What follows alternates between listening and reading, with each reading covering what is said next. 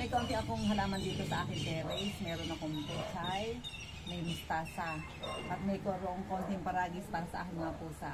Pero dito aking dinidilig-diligan ito aking mustasa. Pero sabik na akong kumain.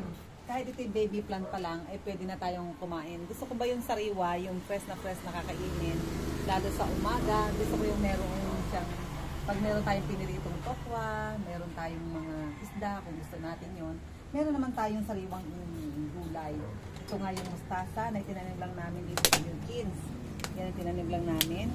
At ito ay halos 2 linggo at halate, magtatamlong linggo na siya. Pwede na siyang anihin. Sabi nga ni Pastor, siya ay nag-ani na sa bukid yung baby plant. Ako naman, meron namang baby plant dito sa bahay. Kaya akin ang bubunutin. Sabi nga ni Pastor, ang pagbunot ko ay isang puno na, isang lahata na ang bunot. Yan. At akin na lang tatanggalin dito. Yan. Dito na lang natin tanggalin. Yung pinaka-ugat niya, tatanggalin natin. Talagang kasarapan na gawin ko lang itong, mamaya gagawin natin itong salad na sinasabi nila. Yung hiwain lang natin na maliliit, lalamasin natin sa asin at saka sa kalamansi.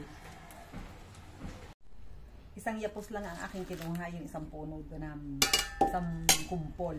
At atin itong gagawin na pinakasalad natin ngayong umaga. Hindi natin lulutuin, wala akong ganong hilig sa luto na mustasa. Mas gusto ko yung ganyan, nilalagyan lang ng konting asin. Hirap naman yung masyadong maraming asin at ayoko din naman ng maalat.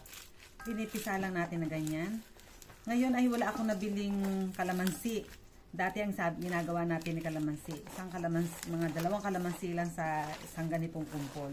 Ngunit ngayon ay meron naman ako ditong apple cider na tinakal lang namin. Yung aming nilagay sa bote para maka-avail naman yung iba na makakuha. Kasi yung isang bote na ganito kalaki ay, magkano nga ito? Mga 400 plus. Ngunit ito ay meron kami sa Shopee namin ng 95 pesos. Kaya atin na itong nilamas na may asin.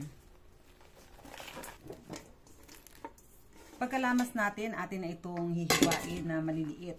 Sa Bulacan, ang ginagawa naman namin buo. Pero ito naman ay gusto ko nang kainin mamaya.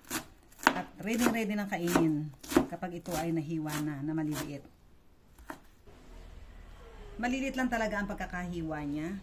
At ilalagay na natin dito sa plato. Ito na yung bandang tangkay. Haluin natin. At pagkalagay natin yan ay apple cider lamang aking ilalagay dyan. Pinaka pang kalamansi. Wala kasi tayong kalamansi. Apple cider ang ating nilagay. Kahit konting oras lang natin nahiwa ay kumatas na siya na fermentada siya at masarap na siyang kainin. Akin itong nilalagay dito sa aking bowl na maliit, sa aking kasa. At yan. At kakainin ko yung kahalati niyan ngayong tanghali at mamayang hapon naman yung kahalati. Kami ni Pastor, ito ang aming laging side dish sa aming pagkain. Kaya subukan ninyo na tayo ay maghiwa lamang ng lalamasin lang natin ang ating mustasa at magiging buro na sa Tagalog. Marami pong salamat sa patuloy na pagsubaybay sa mga ka-natural ni Pastor Vito.